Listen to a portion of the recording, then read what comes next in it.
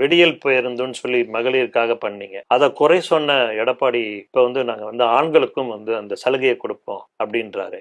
இது எப்படி இருக்கும்? அப்படி அவர் சொல்றதுக்கு காரணமே, எந்த விடியல் பயணத்தை குறை சொன்னாரோ அதனுடைய வெற்றி தான் அந்த தாக்கத்தை அவருக்கு ஏற்படுத்திருச்சு.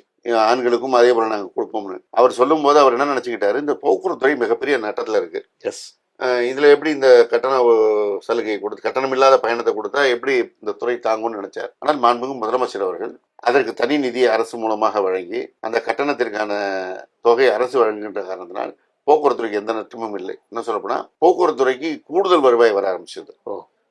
இந்த கட்டண இது வந்த பிறகு பெண்களுடைய பயண விகிதம் அதிகரிக்கிறது. கிட்டத்தட்ட ஒரு 20% அதிகமாக பெண்கள் பயணிக்க ஆரம்பித்து விட்டார்கள். அதற்கு அரசு இப்ப கட்டணம் கொடுக்குது. ஏற்கனவே வந்தவிட 20% நமக்கு கூடுதலா வருவாய் வருகின்ற அளவிற்கு இந்த திட்டம் போக்குவரத்துறைக்கு நன்மை தான் செய்தது. அதனால பெண்களும் அதிக அளவில் பயணித்து அவர்கள் ஒரு மாதத்திற்கு 800 ரூபாயிலிருந்து 1500 ரூபாய் வரைக்கும் மிச்சம் பிடிக்கிறாங்கிற செய்தி மாநில திட்டக்குழு ஆய்வு மூலமா வெளியில் வந்திருக்கு. ஸோ இந்த திட்டம் மிகப்பெரிய வெற்றி அடைஞ்சதுங்கிற காரணத்தினால்தான் இதை பார்த்துட்டு தெலுங்கானா, ஆந்திரா போன்ற மாநிலங்கள், கர்நாடகா போன்ற மாநிலங்கள்லயும் அவங்க அந்த மாநிலத்து அரசுகள் இன்ட்ரோடியூஸ் பண்ணிருக்காங்க. இதை பார்த்தோன்னே தான் எடப்பாடி அவர்களுக்கு இந்த திட்டம் வெற்றியா இருக்கு, நம்ம அதை சொல்லுவோம்னு சொல்லி பெண்களுக்கு சாத்தியமா அவர் அப்படி அறிவிக்கிறது சாத்தியமா? அதாவது இது அரசுடைய நிதிநிலையை பொறுத்து ஒரு சூழல். அரசு அதற்கான நிதியும் மொத்தமா கொடுக்கணும்.